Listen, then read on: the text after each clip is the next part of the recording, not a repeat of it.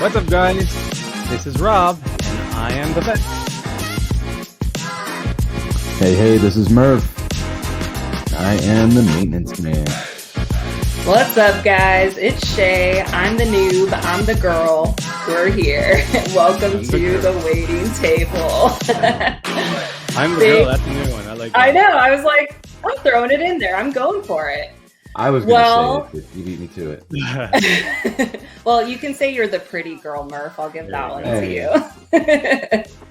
Well, thank you for joining us on another episode of the Waiting Table podcast, where we have roundtable discussions about the hottest topics in weight loss with, of course, the coolest people from the bariatric community.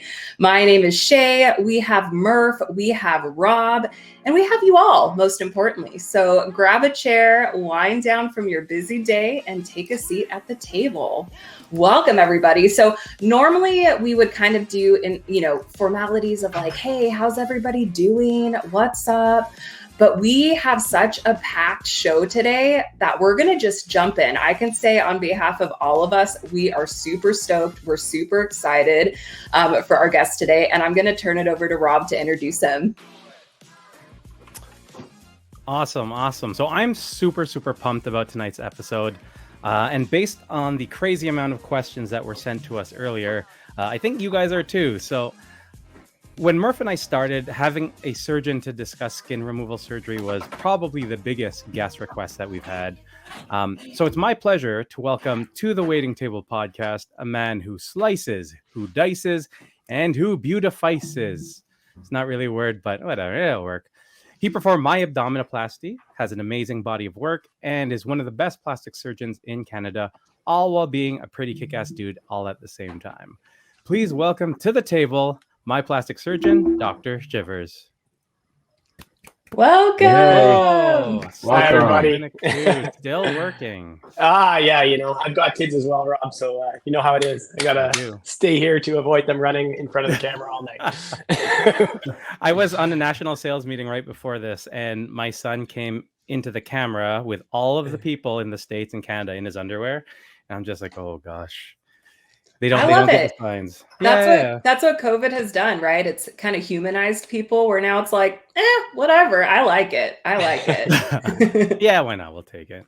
Yeah, I watched an episode just before this. I saw Murph's smelly cat, and so I laughed pretty hard when I saw that. Han Solo stinks so bad. Yeah. Han Solo. Clarifying the cat Han Solo. Yeah. I don't want you to get ripped apart by fans of Star Wars. True. So, Doc, we got a great amount of questions people sent in on our Facebook group, on Instagram, over our stories, which was amazing. And for anyone who does not know you, if you can, please tell us about yourself and your practice. Yeah, sure. So my practice, I'm in Toronto right now. I grew up actually on a farm town outside of Edmonton, Alberta, 1,200 people. I was going to change the sign when I left to 1199, but I didn't. Did my school undergrad in Edmonton. No one in my family was medical at the time. I was, I don't know. I think I was getting a meningitis shot. There was a big viral meningitis scare at the time, and so I went and decided I didn't want that, and got a job as. At the same time, they offered me a job as a porter in the emergency at U of A, and it was a long and convoluted story. And then from there, one of the emerge docs there asked me to join the military as part of the medical company in Canada. So I'm still a member of that. But from there, I got kind of exposure more and more to medicine. Did my undergrad again in Edmonton in pharmacy, med school, Calgary, Winnipeg, plastics residency. So I've been all across the country, and then I did a couple of fellowships in Toronto, one in aesthetic surgery, one in hand surgery and microsurgery. Met my wife, and she's great. I followed her. She was actually in Winnipeg before me, but gave her the option, where'd she want to go? She said she wanted to stay. I don't know if she's still on board with that with Toronto traffic, but I said too late, we're staying now. And I've been here since 2011, basically performing plastic surgery in the city.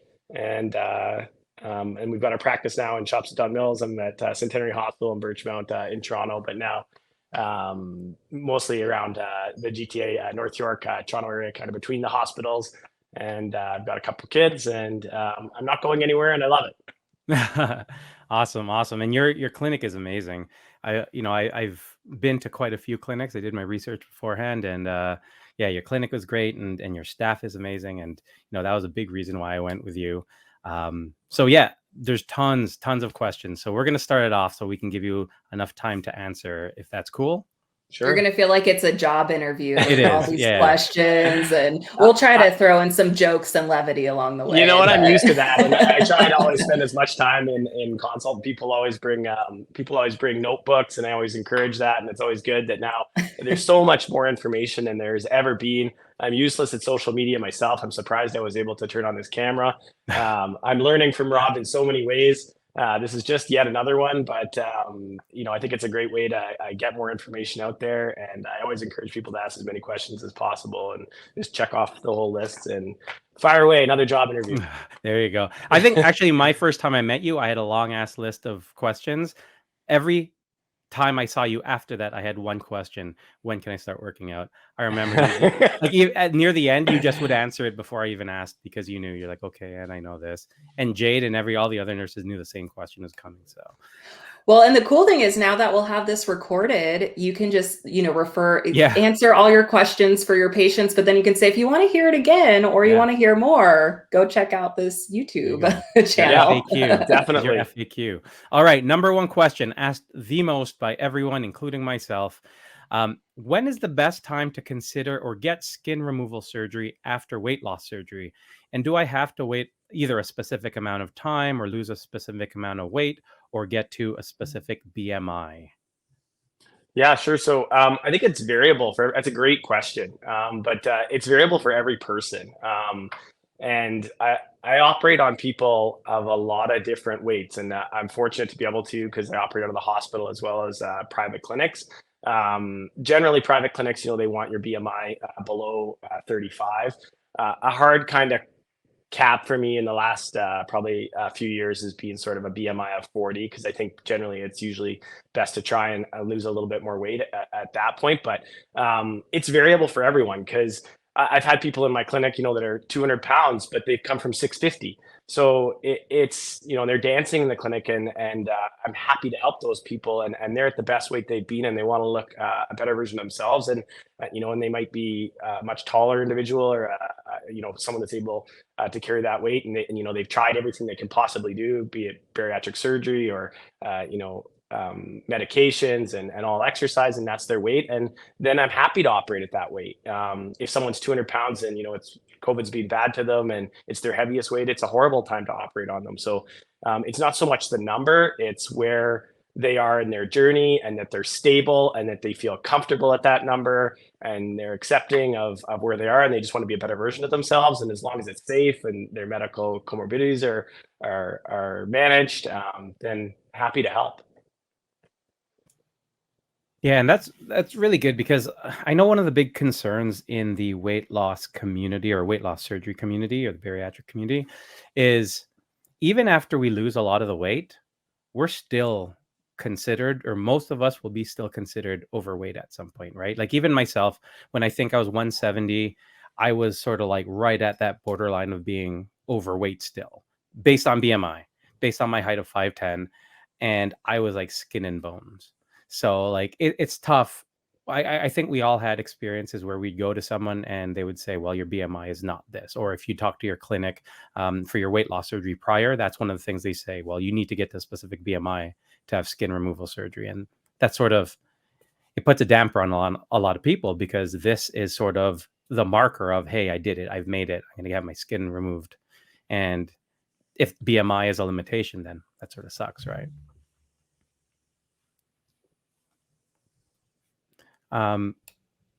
So one of the other questions that was asked, and I think this is a big one, especially because a lot of people are on different websites or different, boards in regards to plastic surgery. So can you explain the differences between the different surgeries? Like, so, often people will talk about a PANI or a TT, a MONS or a 360 or an FDL. Can you explain the differences between these? So people are aware? Yeah, so there are a lot of variations kind of on the same theme, and there's even more than that. There's mini Yeah. tummy tucks and standard tummy tucks and extended tummy tucks and circumferential abdominoplasties and um, uh, you know uh, fleur de lis and reverse abdominoplasties, and they're different ways to I guess get to similar results based on what people's skin excess is. And basically, like if you're going from start to beginning, a mini tummy tuck is something where you're just excising the lower skin below the belly button, and you're not actually undermining past the belly button. I try and show this always in a a surgical view. You can actually see it just, but if you're lifting up all the tissue, and you can imagine you're undermining up to lifting it up like a hotel bed and undermining up to the umbilicus, it's just taking off that little bit of skin underneath. A tummy tuck, I guess, is going above the belly button and going all the way up to the sternum. And I guess that's probably someone that's like a more of a traditional, someone that's had kids or postpartum and just has excess and maybe a little bit of excess skin above the belly button. But it's more just removing that skin there. And then if you have that excess that kind of goes out to the hips, or you can kind of see where the skin fold goes, then you're probably into an extended tummy tuck. And then people have skin that goes all the way around, and then you're going to go for a body lift or a 360-degree tummy tuck. And a fleur de lis is basically a way to address the vertical skin excess if people are distended both in a up and down vertical direction as well as a horizontal fashion. And you can also address that, I guess, from a reverse abdominoplasty, which is lifting from below the inframammary crease or the lower chest across to lift up the skin that way. Oh, wow. I've never heard of that one. Yeah, That one's interesting. Different ways. I think I just started to do a little bit more of that too, just because a lot of people love the. Some people, if they're a little bit bigger still, a fleur de lis scar can sometimes be indented or widened. So it's just another way to address tissue. But someone that has just predominantly vertical, they can do a fleur de lis as well that way. So there's just different ways to address it. All right, I'll pull from a question here. I know I've wondered this. It seems like with some surgeries, plastic or not plastic related, that you sometimes need drains, sometimes you don't. Can you explain like what the purpose of the drains are? If everybody needs them, is it kind of case by case? I'm just interested to hear your perspective on that. Yep. So I don't use drains in arms, in breasts, often in thighs, because there's not a lot of dead space. The tummy is a little bit different. So the stomach, you're undermining from all the way down to where the mons is, or if you're lifting up. I should go back to that. We didn't really do the mons lift in the paniculectomy. We can review that back again. But all the way up to the sternum, and so there's a lot of dead space there that's created. And so if you can imagine, if you bump your knee, it swells up. If you do a surgical procedure where you're undermining that entire area, there's a lot of fluid that's produced. And the complication of that is a seroma, where you get basically a collection of that fluid underneath the skin that you excise. And that can either below 30 cc's a day, basically, if you're in a drain view, oftentimes that can be absorbed by the body. Above that, it can collect into a seroma, and you either have to have a seroma that you live with, some people have persistent, they might not even know it, or you have to go into the surgeon's office and get a needle stuck in your tummy and aspirate that fluid off, or you can have a drain to remove that fluid. And people take different approaches to it. People do what's called quilting stitches, where they take stitches and they attach it to the top wall, and then attach it to the rectus fascia, which is the layer, just your rectus muscle as well, to the skin, to help stick it down, to quilt it so that fluid doesn't actually build up and create a space in a seroma capsule. And I do that as well. And some people, state they have really good results with that and don't need drains. Drains are expensive. They're like $50 each to, actually put drains in. I still think they're good. I think it just alleviates that concern in the tummy. Some people also make different holes for drains, and they use square drains. Yeah. And there's a lot of reservation around drains, just because people assume that they're really, really painful to come out and that they're annoying for that week to have them in. And some people have them even longer. Most of my drains are usually only ever in for a week if people are wearing a binder appropriately afterwards, and they're not like running marathons right after surgery, because that creates a lot of extra fluid because people are moving and creating a bunch of extra fluid and inflammation. But I use drains, and I don't actually take the drains out through different holes, and I use little silicone drains, but I find them helpful in tummies just to avoid it. A lot of people don't need it, but especially in bariatric patients where, again, the area is not even a small area, and it's, again, even larger. I find them helpful, and they alleviate complications. That's the big thing. It's not to say that you can't get away with doing a tummy tuck with drainless tummy tuck surgery, and I do it in oftentimes even smaller people or only use one drain. But in post-bariatric body contouring, especially, where you're taking off more and more skin, I just don't want seromas, and I want you guys to recover as quick as possible and not have to have needles stuck in you otherwise. And so I like to use them. Yeah, I'm glad you did, because I know that there's a lot of people who are back and forth. And for me, and as you know, it's all about lowering the risk of complications. I don't want to deal with anything. So seromas were for sure something I didn't want to deal with. And so one thing I actually did try to convince you that I didn't need, and I know a lot of people ask this, is how do you know if you need muscle repair? And I remember telling you, I'm like, I think I'm pretty good. And you're like, yeah, we'll see. And then I got muscle repair. Yeah, rectus diastasis. So, I mean, it's really just, it's intragastric distension, right? So oftentimes it's in pregnancy, people who've had twins, it's absolutely, your muscles are completely pulled apart and the fascial layer is completely separated. Videos on this I like to show people too, but even just having weight, right? Like having that weight, that intragastric abdominal pressure pulls your rectus muscles apart, and it can do that to varying degrees to different people. It does recoil a little bit, but not a whole lot that's one of the things, along with skin excess, that even if you lose all the weight, your rectus muscle usually doesn't spring back to what it was prior to being heavier, prior to having kids. Same as the skin excess, it recoils a little bit, but maybe not to the level where you want. Half these questions, I want to just keep going, because even with even with the drains, there's even more to be said about that. People are often complaining, about being swollen after a tummy tuck for like up to a year after surgery. So why would you want that fluid hanging around even longer? So I like to have as much of that fluid off in the first week. Mons lifts, I'll just return back to that real quick. I know we're circling all over, but basically it's just, your Mons or excess skin that's distended below. Oftentimes it's part of a tummy tuck or a paniculectomy, but if they have a lot extra, you're going to want to cut deeper into the Mons to be able to excise all that. And a straight paniculectomy is the OHIP covered portion, which is almost like a mini tummy tuck for someone that's a bariatric patient. It's just taking off that whole lot of skin below the belly button, but not the skin that's above, to circle back. Sorry. Yeah, no, why? I love it. I love it. It's helpful. You're just going all the questions. But no, this is good too, though, because I know that a lot of times people are asking about panties versus tummy tucks. And again, it depends on sort of what you're looking for. If you're a younger person, like for me, I wasn't going to be fine with just a panty, right? Because I wanted a specific level of contouring. I work out hard, and we've all worked very hard to get the results that we have. So I wanted to be proud of what I look like, right? I wanted to have my shirt off on the beach, I haven't done that in like 10 years. I didn't want to. And so for me, an abdominoplasty was really Rob needs his shirt off on the beach now for sure. I'll just take my shirt off right now. What do you think? That's what the people come here for. That's what they want to see. That's why this is my OnlyFans. Yeah, I don't get enough in clinic. I need to come on Wednesday night. Yeah, exactly. No, I've actually done 2 mini tummy tucks, on people that are even like 100 pounds.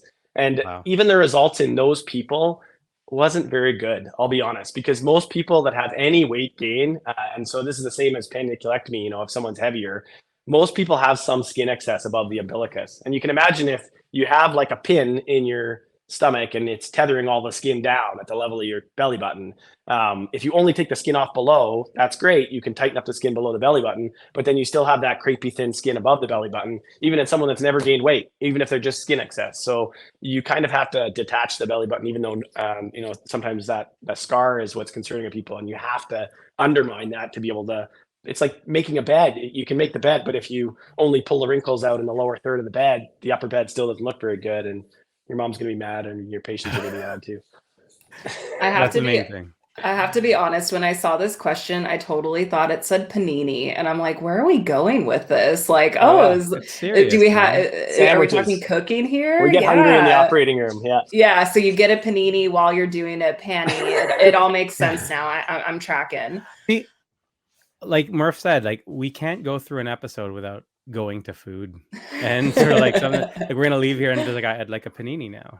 Yeah. I'd like a tummy tuck and a panini. That combo. I thought the same thing as well when I saw it. I I'm glad read it I'm not times. I alone. was like, panini? I know. It's like I couldn't unsee panini after I saw it. Yeah. Yeah. So, Now I Doc, this want is a one of panini. my favorite questions, and this is actually two questions, and I think I see these types of questions in a lot of boards, and not even like bariatric or like weight loss surgery boards, and they are so two parts. If I work out and lift weights, will I be able to see all the muscles after I have my abdominal skin removed? And then the second question to link to this is, can you just have liposuction done to get rid of all the body fat? And then can you just have skin removal surgery after the liposuction? So let's go to the first one. All right. Fly back to the first one. What was the first one? Sorry. If I work out and lift weights, will I be able to see all the muscles after I have my abdominal skin removed? Definitely a better chance of it than probably me or someone that doesn't work out at this point. But I'm trying with Rob's motivation. But Yes. even if basically you have to develop that the muscular definition underneath, and if your skin is thinner, then you're going to have more definition. But the unfortunate thing is your skin won't recoil. And may not drape appropriately over the musculature to be able to see it, right? So, or just may not have the aesthetic that you want, even if you can see your rectus muscle, your 6 or 8 pack. It just it might not give you the appearance that you want, even if you have the loose skin. And I think everyone knows you have to have a pretty low BMI to be able to see a lot of this this definition in your musculature, regardless. So yes, you have a better chance, I guess, but knowing that you're never going to remove that excess skin, no matter how much you're probably working out, and that's where plastic surgery can be a tool in all of these things we're all doing. It's just one more tool. And the same as liposuction. Liposuction's a contouring procedure. It's meant to help with troubled areas, that are liposuction permanently changes the composition of your body and removes fat from certain areas, but it's not a weight loss tool. You can't unfortunately just liposuction your way to a different body shape, unfortunately, because number one, it's illegal in Canada to liposuction over 5 liters, which isn't that much, which is only 5 pounds, because then you get hemodynamic shifts and blood instabilities, and you can die, and that happens in a lot of countries, unfortunately. Number two, it's just not that much weight. 5 liters, 5 pounds, it's just not gonna do that much. Number three, you can't liposuction anything that's under the muscle, because that's where the organs are, and all the contouring is done on top. And again, it's just a contouring procedure. It's meant for resistant areas that are just difficult to lose otherwise, and areas like the flanks or maybe outer hips on women, or inner hips, or difficult areas to contour or transform. Liposuction helps with that. And kind of with that too, a follow-up question, like, especially for women, what's your opinion on, I've heard, I guess, other specialists say things like, as women, we're not really designed to have 6 packs, or maybe it's not as common as as media kind of portrays it. What are your thoughts on that? Or do you have thoughts on that? Because I think it's just sometimes an unrealistic goal that's been put out into the media. And so I'd just be curious to hear your thoughts, because it's sometimes the things that help us feel the best, or when we are our healthiest, it doesn't necessarily mean that that's when we have a 6 pack for everybody. Right. Yeah, of course. I mean, I have a wife and 2 daughters, and I'm not going to even come close to arguing those points. And I think physiologically, I mean, everyone gets to determine the body shape that they like the most, right? And whatever they feel healthy with. But I mean, naturally, women can't have a menstrual cycle if they have too low of a body fat.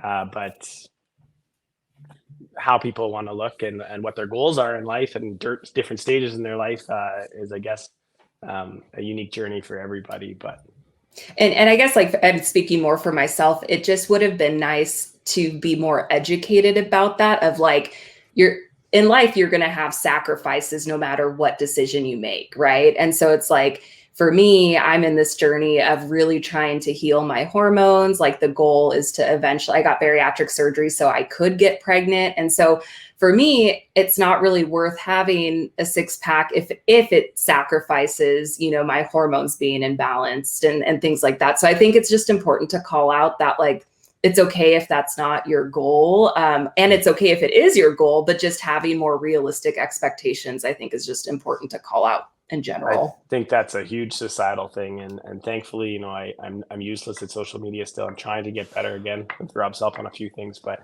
I think it's the pressures just keep on adding up.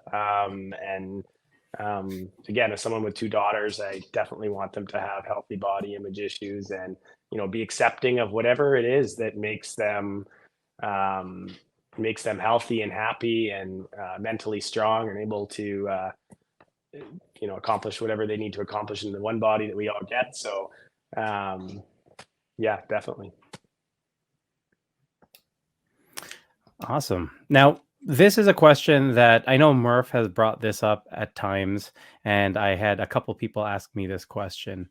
What can you do to get rid of the turkey waddle? Yeah, I have to look up all these names sometimes. You know, there's so many different names that people. That's the scientific term, the turkey waddle. The turkey waddle. There's a whole bunch of different things, and weight loss. That's kind of one of the last areas that people. Maybe sometimes it's for the first for some people, and it's there's different compositions there. You know, you've got fat as well as excess skin, and when you lose weight, that's another place that deflates, and it happens in marathon runners as well. And you lose your excess fat around your cheeks and your temples as well as your chin. And so there's a whole bunch of things that I guess need to be that can be addressed. If it's a small amount of excess skin, you're just tightening. There's non-surgical methodologies now. You can apply heat to the area. It used to be Cool Sculpt. Now there's devices that apply heat called True Sculpt ID or other ones that cause a little bit of skin tightening. There's ultrasonic heat that you can be put in, things called Althera or radio frequency to the areas that tighten the skin a little bit for small amounts. Subcutaneous fat, if people still have little bits of extra subcutaneous adipose tissue, they can get that liposuction, or else again, there's non-surgical treatments. And if people have a lot of extra skin, then people are probably going for a full face and neck lifts, or neck lifts alone. A lot of people just want to go like this and be like, hey, doc, can you just do this? And it's not always realistic, because you have skin that's all the way across, that's excess all the way down and around through your neck. So just the vectors of pulls, you usually have to undermine that skin and tighten up the SMAS, which is and the platysma, which is underneath, and you have to anchor that to something deep, and it ends up being almost like a full face and neck lift. But oh wow, all along that spectrum, people can choose, and also just looking at their individual case by case and what age they are and how much skin laxity there is and how much recoil there was, or even things just as small as filler to be able to fill up some of the tissues in the upper face to help resuspend some of it. A whole menu that you can pick from, and it's kind of a case by case basis based on how bad the turkey waddle is. And we're not talking turkey legs here, okay? Yeah. We're not going there, guys. Rob's words, not mine. Yeah. Well, I'll throw in a question here about what is a mommy makeover, and kind of an added question. I know I talked about just not too long ago about like my goal of wanting to have kids. So right now I do have excess skin that I'm like, I don't really want to get rid of that prior to having kids, which I'd be interested on your perspective. I think it might be the same of like, yeah, it's probably better to wait, but maybe you have a different perspective. And then what is a total like mommy makeover? What does that entail? So the term mommy makeover, I guess, is just, it's a little bit misleading, just as it's almost any breast procedure with a tummy procedure typically. So for different people, it can mean different things. If it's after postpartum, you have excess skin, you're most likely to get some form of abdominoplasty through all the different ones we talked about. And then some women, you know, if they have been lactating and also lost weight after pregnancy, they're going to have excess skin, and it might just mean a lift. Some women they might have really big, large breasts, and they might need a reduction or an auto augmentation, where you take your own tissue and you use that again to build up their upper parts of their breast. If they absolutely have no breast tissue after breastfeeding, it might need an augmentation and a lift. In the case of losing massive amounts of weight, obviously it could still be called a mommy makeover, regardless of just a combination of the procedures. But can we refer to that for what Murph had? I guess he didn't have breast augmentation, but I think that would just be funny to call it that for a mommy makeover. Sure, we'll do it. A daddy makeover. We call it a daddy do-over, but it's I love it. Yeah, that sounds like a buddy movie. Yeah, Dr. Doolittle gone bad. Yeah, it's a hair transplant and a tummy procedure. Oh gosh, really? No, I don't know. I'm just making that up. But for massive weight loss, for a lot of people, if they're actively planning on having kids, I would tell them to wait, because there's no point and we have that sometimes, people are, they've had 2 kids, they're planning a 3rd kid in the next year. That's not a good time to have surgery. You might as well just have your family. And then when you're ready, especially if you're in a stable relationship, that's another issue. You want to wait until that's finished. And then, you can repair the rectus diastasis and correct any ptosis or drooping to the breast and volume losses. But massive weight loss is completely separate. And, hopefully, after losing all that weight, you're never going to go back to that weight that you were initially. And the transformations are so massive that I don't always recommend people wait for that. And I've definitely done a fair amount of surgery on people, that were younger. They had gastric bypass or lost the weight on their own. And then we did surgery on them. And they're, these are just like Rob, these are incredible people that are just great to be around. They find that person, and then within 2 years they're pregnant, and they have a family, and then they're back in my office a few years later after that, and they're elated, that all that good stuff happened to them as well. So you wouldn't be the first person that has had surgery, and even if it is correcting it, it's not like correcting skin excess after massive weight loss. It's again just maybe tweaking a little bit more of the rectus diastasis and taking small amounts of skin off the tummy or volumizing breasts again, but it's not the extent of body contouring after massive weight loss. Nice. Awesome. We're getting some good questions. Hey, Murph, you want to read any of the questions we're getting? Mary had a great one. I'll show it if you want to read it. Okay. Yeah, and D just popped up with a question that that I'm really interested in as D's well. Is really good too. And I do apologize. I know I'm just sitting back and I'm not being a very good host, but this is all really out of my wheelhouse, and I am at the place in my bariatric journey where I'm starting to look into these options. I was approved for skin removal. But it just gives me the creeps. I don't know if I can.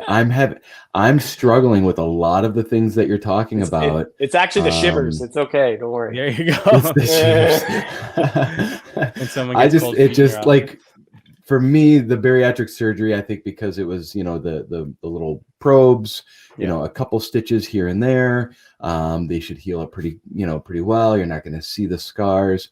And it was just like, okay. And I was in a different place at that time, and I, obviously did it.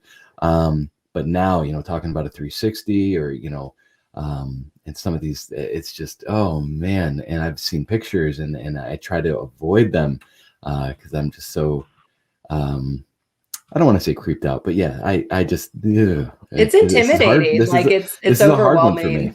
Yeah. Yeah, and so I apologize that I'm not. I really appreciate you being here, and I know Rob's excited, but and you're Shay's taking it in. Well. You're kind of like one of our guests, or I really am. People listening and taking it in, and I think that's really good to call out and important to point out, because I think a lot of people who are watching are probably feeling the same way. With Rob, he's already had it done. With me, it's kind of not in my near future, because it's like I want to have kids, and I'm like, I'll think about that later. And I think where you're at, Murph, a lot of other people are. So it's like, this is just kind of a lot of information to take in, and it's a little creepy, and that's okay. It's hard to be called creepy, but not you. They're taking the skin, not you. the Hannibal Lecter I'll kind of take it. aspect of it. That's we're in the main Yeah. tweet parts of the podcast. I get it. No. And But I it is didn't want to. interesting, I didn't though. want to do that. I didn't want to. But like, yeah, it's just I'm learning. I am sitting back and just listening and taking notes because this is something that I think I need to do. And I don't want to do it, but I think I'm at the point where I need to. So this is interesting. First thing when people come in my office is absolutely no pressure to have surgery. And you can come back once, twice, 5 times, take it in on a 5-minute bite if someone needs to. A lot of times people get queasy with pictures. Loved ones get queasy. We always have juice and water ready for those people.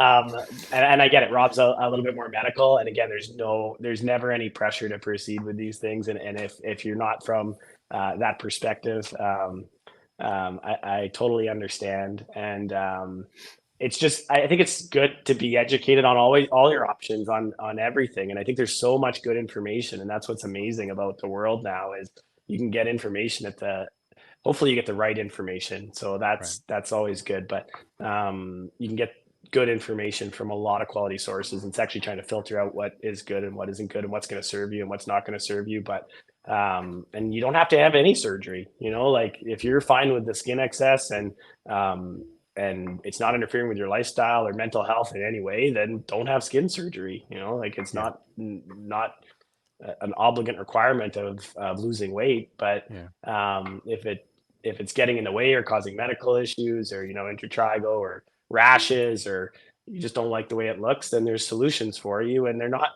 as bad as people think. This is it depends. It's a lot of times the comorbidities and patient selection and doing things in the safest way possible. It's one of the most important things from your doctor. And again, thankfully I have hospital and clinic privileges, and so we oftentimes do that. If someone has any issues at all, we're going to do them in a hospital setting where it's the safest place for them. But it's essentially just a lot of skin and tailoring, and just trying to give you back a form that you feel most confident and comfortable in. And it can all be done pretty safely or staged in ways that one area might bother you more, and you want to concentrate on that first and come back later if something else is bothering you, or never come back again and just visit podcasts and make fun of surgeons. I love it. That actually leads into Dee's question. Sorry, Mary, it looks like one of your questions got answered. We'll loop back around, but I think that's just a good segue to what Dee asked. Do you want to read it, Murph, or you want us to keep going? Yeah, I mean, this is a question that I have as well. I want an arm lift, chest 360, butt lift, thigh lift, and Brazilian. Can this be done all at once? Would like to avoid multiple surgeries. I feel like I know the answer to this, and that's what scares me about it. But maybe I'm wrong. So we try, just as a general rule, especially again in a clinic setting, because now having my own and operating out of many private centers over the last decade, we try and keep surgeries definitely in a private center below 6 hours. And in healthy patients, I don't, having known the medical history, you want to make sure that everything's okay from that perspective, and that anemia is controlled. One of the biggest problems with massive weight loss is if you're doing a lot of skin excision, depending on how much skin there is blood loss. And so you want to make sure that, someone's anemia is controlled, especially in bariatric patients, because often iron absorption is an issue. And so you want to make sure that that's up as high as possible as well. And then you're trying to limit surgery kind of below 6 hours. So for a private center, for me, it usually means picking between 2 procedures. I do lots of surgery where you're doing 3 procedures, and possibly even 4 on someone that is really just skin excess and there's not as much work to do, because obviously the bigger people are too. If it's a male that's 6 feet tall versus a female that's 5 foot tall, there's a lot less skin to remove on the latter. So it's case by case basis, and it's based on also just, again, people's general health. And so it's not to say not all those surgeries could be done, but and also just recovery. Also, you want to think about as well. Some people want to just have all one recovery, but that recovery could be a lot, right? If you can't use your arms, you can't use your legs, you're bent in half because of abdominoplasty. Your risk of blood clots, your mobilization, again, is going to be fairly difficult right after surgery. And the recovery just might not be optimal, but it's not to say that without having seen that if that could be done within 8 hours, that it couldn't be done. It might be a lot to do all that all at once, and you'd probably divide that into 2 separate surgeries. But general rule is usually a couple surgeries in private center, 3 surgeries in sort of hospital patients that are really safe, or unless they're really small and there's absolutely no medical problems, then you can do some sometimes in a private center, but under 6 hours generally in the private, and under 8 in the hospital. With probably monitoring and keeping them overnight in the hospital as well, just to make sure that everything's okay. I just want to see if I can circle back to what Murph had said in regards to, this part of the journey for him and feeling like you have to have it or you should have it. There's a lot of that, I think, with the Facebook groups that I'm part of. Just the conversations I constantly see are, people being apprehensive about whether they want to get skin removal surgery. Some people feeling like they have to. That's part of the journey, part of the the whole transformation, and definitely it can be for a lot of people. But yeah, I just want to echo that there really shouldn't be. Don't feel too pressured with it. Like, I know a lot of people feel like this is sort of their badge of honor, right? Like, I was able to lose all this weight. Yes, I have loose skin, but this is showing that I've done so much and I've gained this much back from my life. But I do find that a lot of people, the longer they wait, the happier they end up being with it, or the more it doesn't bother them as much. So, especially if you're looking at where you are in your specific journey as time goes, you might reassess those things and see if it's something that you still feel, should I get it or do I need to get it? So yeah, that's just one thing to consider. All right, I'm going to shift us gears, and I'm going to save Murph and Rob because I want to shift gears to boobies. Lots of booby questions. We have lots of booby questions, and I'll segue then. Rob, that means for Rob, there's lots of evidence in the breast cancer research that shows that basically if you're delaying your reconstruction after a mastectomy, you're happier with your result ultimately, because you don't feel that sense of loss. And so sometimes people actually definitely resonate with that.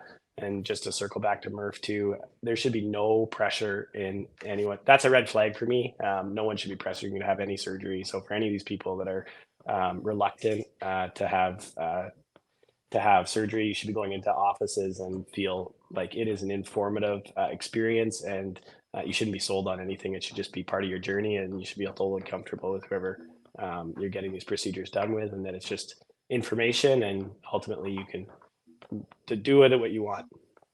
Yeah, I definitely appreciate that. Yeah, for me, it's just I feel like the journey I've been on, I've come this far, and I'm not. I want to be as proud as I can be, and it's hard for me. Like Rob said, he wants to take his shirt off at the beach. I still can't do that. I'm down 290 pounds. And I still don't feel comfortable in my own skin. So for me, I want to have the surgery. I really do. I don't want to because of how gross it is. Just to me, I can't handle it. I know I sound like a child. I know I'm 40 going on. You're not 40. alone.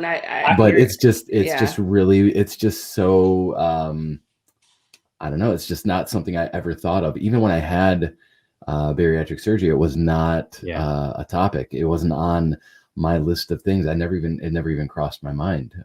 Never even thought about it. Or, I didn't think I'd be at this point. Well, I think that's it in my journey where I would need it, and now I do. And it's like, oh, got to cross this bridge, and I know I'll be happy, at the end of it. But it's just, yucky. it's just weird. But it's just yucky. It's just gross.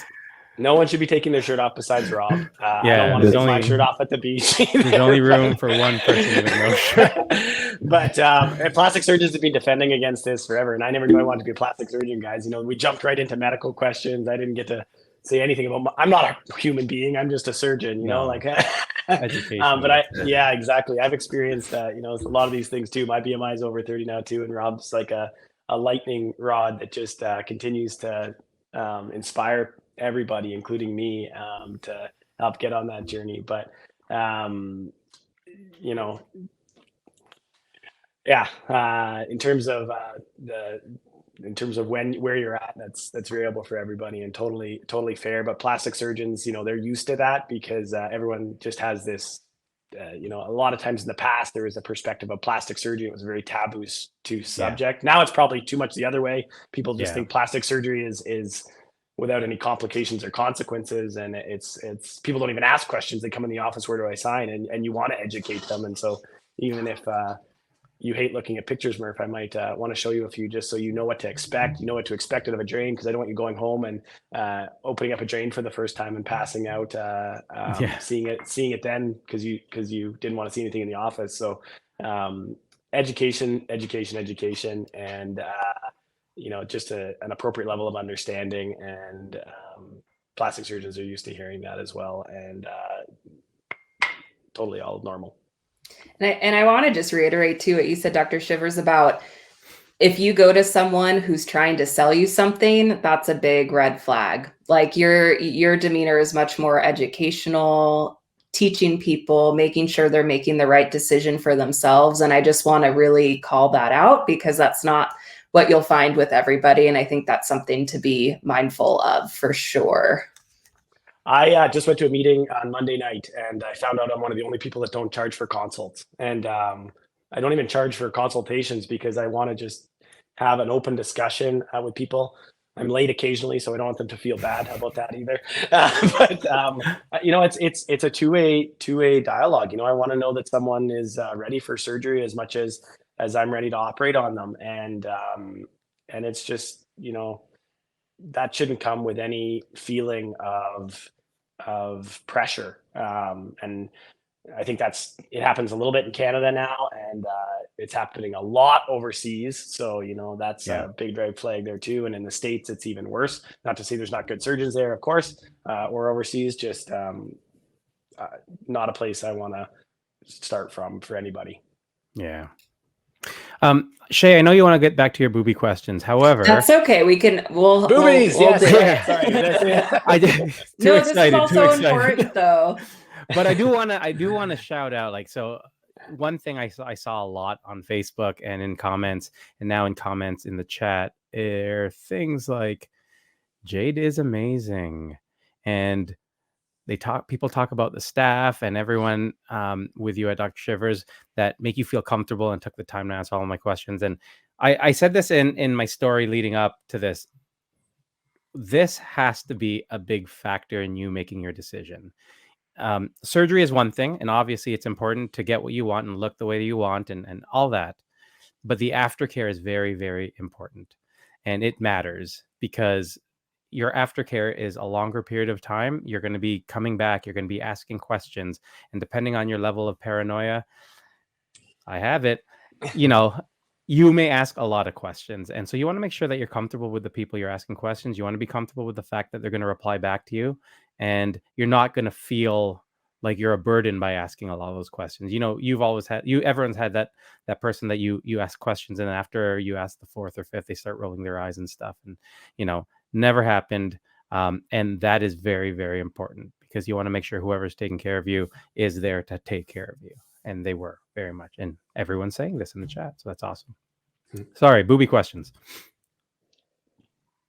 Totally relevant too, Rob. I got to circle back to that too. You know, the team is I couldn't do it without them. And you got to build, you know, that team takes a while to build, and it's always some offices, it's always in flux. But, you know, staffing is expensive. It's expensive for a lot of people, but to me it's essential because, you know, there's so many times so many points of contact that patients need that reassurance and questions that might, you know, for me, have been the 50,000th time I've answered, but it's their first time. And to have, nursing available to answer questions and, potentially answer it less rush fashion or a better way or a different way than I am, and to get it from a different angle is sometimes good. And from the patient coordinator and from myself and from everybody, I think that's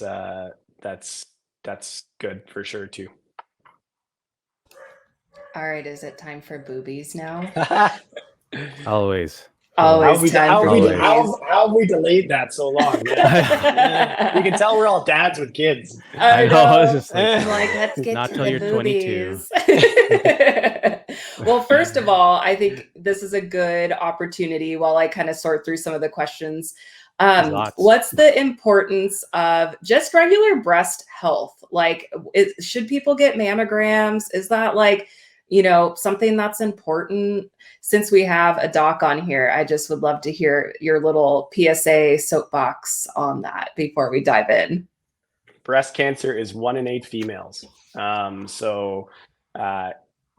Whole bunch of issues around that as well. You just first question I ask with women when they're getting breast, is there a history of breast cancer in mom or sisters, lumps, bumps, or cysts personally in their own breasts, and has there been any imaging?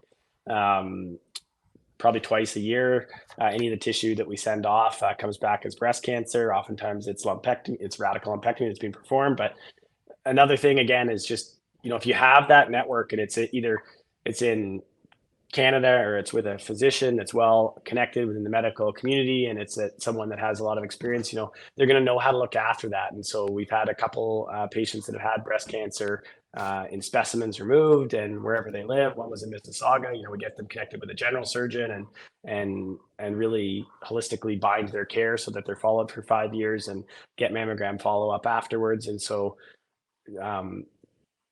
it's part and parcel of whatever area you're operating on.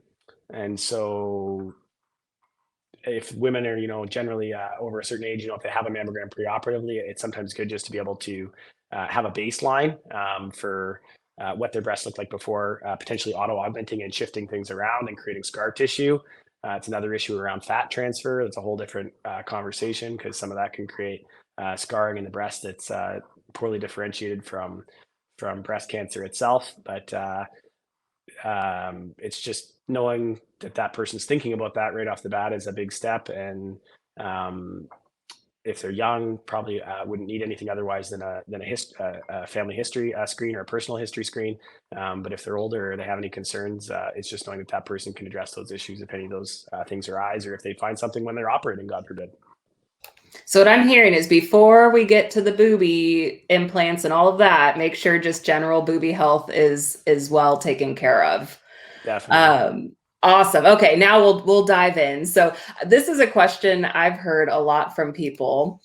When I get my breasts done, how do I know what size to ask for? Is there some kind of guideline? Like, do we go in and we're like, yeah, I don't want watermelons, I don't want cantaloupes, I kind of want lemons. Like, how do we know what size to ask for?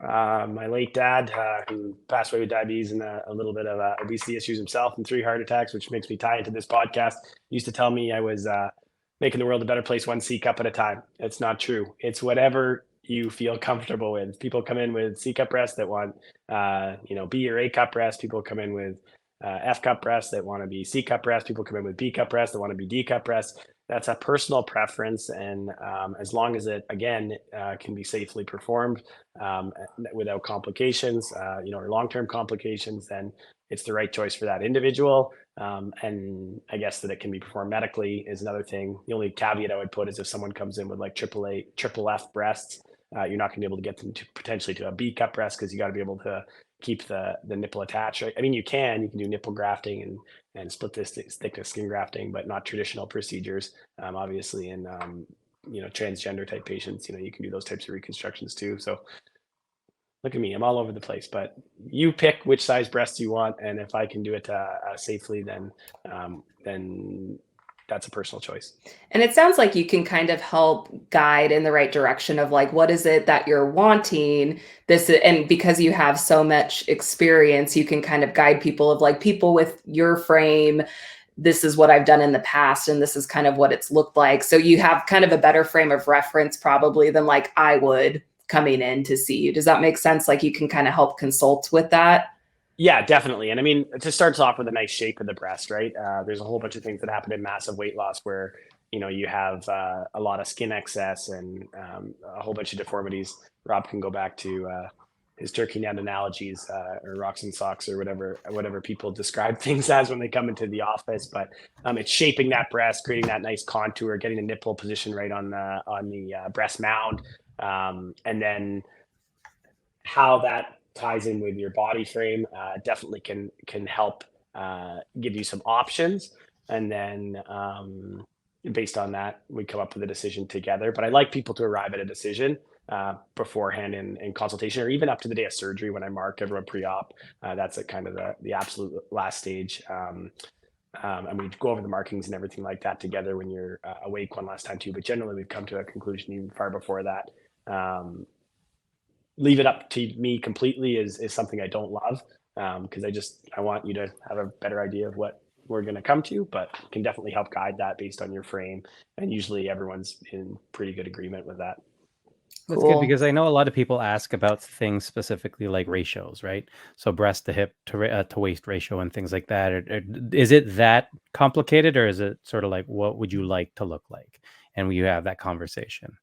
I think a lot of supermodels probably don't have natural breast to hip to waist ratios. Yeah, exactly. So it is a little bit, there's definitely looking at someone's frame and realizing that, something that's completely out of proportion to what the rest of them is. There's an element to that, and I would guide them that way. But there's some people that just want small breasts, and there's some people that just want big breasts. And as long as it's safe again to do so, then and it looks like it won't be, grossly out of proportion with the rest of their body frame, or, off their breast plate. You described it like a breast mound is a certain diameter based on your chest width. You can't have a golf ball. It's not going to fill out your breast. So you'd steer away from that. You probably can't have a watermelon. It's falling off your chest wall and is going to distend the skin, and it's not going to look natural. But everything within that mound, even a breast implant, will then come in profiles: low, moderate, full, extra full.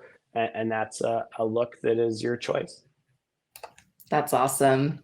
Yeah. I cannot believe how fast the time has flown, but I do want to honor your time, Dr. Chivers, and maybe we can wrap up with like one question, but we have so many more. I'm kind of wondering if you would be willing. Well, would you be willing to do a part 2 with us? Always. Also? Okay, because I think I want random questions, because I feel like I'm not a person. I'm just a surgeon here, and I can get to some of that. What's your favorite some of your sport? funny ones? Yeah. There, let's do a personal one. See, now I'm a workaholic, so I don't do. That's trying to get me back into regular work. I used to play a lot of hockey and I played football. I still try and get out a little bit, but now I'm just trying to. Just like you guys, I'm just trying to live my best self and try and be an inspiration for my own kids. And we didn't even get to touch on that at the beginning, but Rob is truly being an inspiration for me in my clinic. He doesn't even know that, but he's like a phoenix that has just completely transformed himself. And he's decided, I'm this person, and now he's off 1,000,000 miles a minute. And not only is he that person for himself, but he's for that person for his family. I don't know if you guys know, like Rob does workouts with his whole family outside his garage, and is getting them into activity and nutrition, and just all for their best mental health and family health, well-being. And it's totally inspirational. And for me now, I'm on that same journey too, and I'm just trying to work out and run a little bit in the morning and make healthier life decisions. And things change drastically. I'm probably the oldest one here. I don't know. I think that's been asked on another one, even though I have access to plastic surgery on a regular basis. But it's a journey for everyone. And in the 80s and 90s, you're reading Men's Health for like information on working out and nutrition tips, and I've gone up and down 40 pounds more times than I can even shake a stick at. So I'm on that journey again. And at one point I was in CrossFit Games, and I loved that. And there you go. What year? Oh my God. These are like 2007. Perfect. My subscription. And I took nutrition classes, and it's changed again. And then the medical community is as bad or worse at this than anybody else. They claim one thing and then they go in the complete other direction the next year. And I think we're actually getting to a better place, because at least now we're getting to a consensus of some things that work, as opposed to advertising and, get rich quick or get thin quick strategies. And for me now, it's the same as Rob and Murph. It's to be the best. I came to this new revolution. It's just to be the best I can for my daughters and for my family and for everyone around me. I just, that's why I love this community too. And I love hearing your guys' stories as well. Like, everyone is probably, I don't know, many people that have never struggled with their weight. And it's not just your weight, it's just making healthy choices so that, we don't all die the minute we retire. So I want to be around for them. I want to, if you eat well and you exercise, you're generally in a better mental state, and you're a better person for being around others sometimes, and you feel your most confident self, and that's generally a better self. And my favorite sport is now just trying to be a better me and be a better role model for everyone around me. And I got a lot of that through Rob, again, reignited. And I'm hoping the next time I'm on this podcast, I'm down another 10 pounds myself. We're going to hold you to that. We're going to hold you to, oh, you shouldn't have said that. Yeah, there you go. Is this part of it? Do I have to get on the scale and take my shirt off? Yeah. Next time you're going to be there in the scrubs. Just depends. The one thing I want to acknowledge too, because it's a theme that I feel like just has naturally come up with our podcast, is that each one of us, I know I can speak for Rob, myself, and Murph, like, we don't want to just be known as a bariatric patient or as the person who lost a bunch of weight. And I just want to say, like, I love you, Quinton, as a human being. And I know sometimes that gets missed, especially with the job that you do, because it is really impactful and cool. But I just really want to acknowledge that. So I'm thinking this is not going to be the last, hopefully, that we hear, because I would love to just get to know you as like a person. I need help, just like everybody. Right. And I love that. We all do. We all need community and support. And so I think it's really helpful. Like, there's so many surgery related questions, but I just want to acknowledge that, like, you're just a super cool human that I would love to get to know more and have other people get to know too. So I just wanted to make sure to say that. Yeah. And we have requests for part 2, 3, and 4. And so all the stuff that Dr. Chivers knows, you should be able to have conversations with him about whoever your surgeon is, about life, about your kids and family and sports and passions, all while they are sewing your nipple shut. So that's have that relationship with your surgeon. Yeah, it makes it a lot more comfortable and less. Yeah, it's part of the journey, and like I have done this for a while, but that's and the people make it interesting, and the people. That's again why I interview people as well, just because I want to know that, we have a good relationship, as that they trust me, and that if there's a complications, we can work through it. And, practices evolve, and surgeons, practice, it's called a practice for a reason. We get better at it. And hopefully I've gotten better at it over the years as well. And I just want to be my best self as well in terms of surgery and as a human. But it's good to have that relationship with your surgeon as well, as know that they're competent, obviously. And both are good things to have, because they have to know your rationale and your reasoning behind it, and what your concerns are, again, like to your point, Murph, and what stage of the process you're at, and help you make decisions that are going to leave you feeling the best version of yourself at all stages. Yeah. Why? I mean, I feel like, how can we top it, you guys? I feel like that's such a good way to close it. I agree. Yeah, we will, thank you we for will being do. Here. Yeah. 2 and 3 and 4. Perfect. Yeah, for sure. Which one do we do? Shirts off, Rob? Your choice. I think Dr. Chivers goes for the shirt, and then Rob, everyone always wants to see the legs. I mean, that's a high request. Oh yeah, he just takes it off. He's so willing to share. I'm with you, but I gotta build up my confidence to get there. I think a little further. Yeah, I'm not there yet. Soon, guys. All right, thank you, Dr. Chivers. again, for sharing your expertise and answering all our questions tonight at the table. I know there are some questions we didn't get to, but as long as Dr. Chivers is willing, we will bring back a part 2 and get to as many of these questions as we can. So Dr. Chivers, can you let us know where everyone can find you, where they can contact you or your clinic? Sure. Again, I have very poor social media, but my social media guy is actually working very hard, even though we actually probably will have a new website pretty soon here. He keeps promising that, but probably within the next month, because that website's about 10 years old. www.canadiansurgery.com. Our practice is at a couple blocks north of the shops at Don Mills in Toronto, North York, right off the DVP. There's free parking. We have a big dermatology and plastic surgery office, and pretty soon, within the next 3 months, we're going to have our own operating rooms, which will be nice because it'll just give some people more options. Or again, for some people that just have finishing operations, if they're just going to do their arms or just going to do their legs or just going to do their face and they're healthy, it opens up more OR time, because OR time is obviously extremely limited in the province, especially with COVID, having created huge backlogs. But it's good to just have both options, and that's where we are, and that's where I'm going to be for a long time until my kids are older. Nice. So again, if you guys want to contact Dr. Chivers, check out the Canadian Plastic Surgery Center online at the website listed there, or you can check them out on Instagram to see some of the amazing work that they do. So again, thanks, Dr. Chivers, and thanks again to all you guys for coming and joining us at the Waiting Table podcast, where we're serving the weight loss community 1 pound at a time.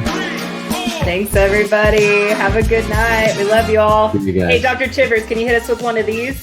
Oh, yeah. Don't do it. Oh. Oh, dude. I gotta find the new surgeon, guys. Thanks, everybody. Throw the love.